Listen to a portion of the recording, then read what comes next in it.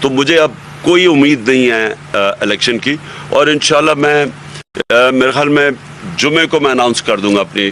Date long march کی، جمعے کو اناؤنس کر دوں گا کس دن نکل رہے ہیں۔ تشدد کیا، اس سے ہمارے ارادے اور مصمم ہو چکے ہیں، اور آپ دیکھیں گے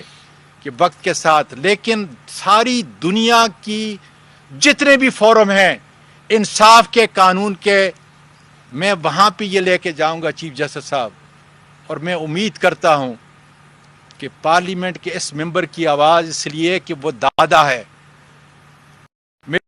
پوتیوں کے اوپر جو ٹروما ہے، ابھی میں عمران خان صاحب کو یہ بتا رہا تھا کہ بچپن میں ایک واقعہ ہوا تھا،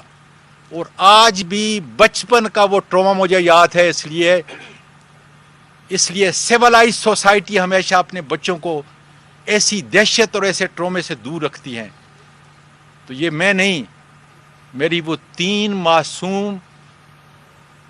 جو پوتیاں ہیں وہ بھی آپ کے در پہ آئیں گی انشاءاللہ تعالی۔ اس لیے ایک ہی بات ہے کہ اگر انصاف کے تقاضے پورے کرنے ہیں، میں سیاسی بات نہیں کر رہا، جرم جو بھی ہوگا اس کے مطابق عدالت جو ہے سزا دے، لیکن میرے اخلاق اور کردار کو جس طریقے سے آپ نے ارشد شریف، سمیع صاحب یہاں پہ بیٹھے ہوئے ہیں، صابر شاکر، جمیل فاروقی، بے شمار ہمارے دوست، جس طریقے سے ان کو ننگا کیا گیا، عمران ریاض کو دیکھ لیں۔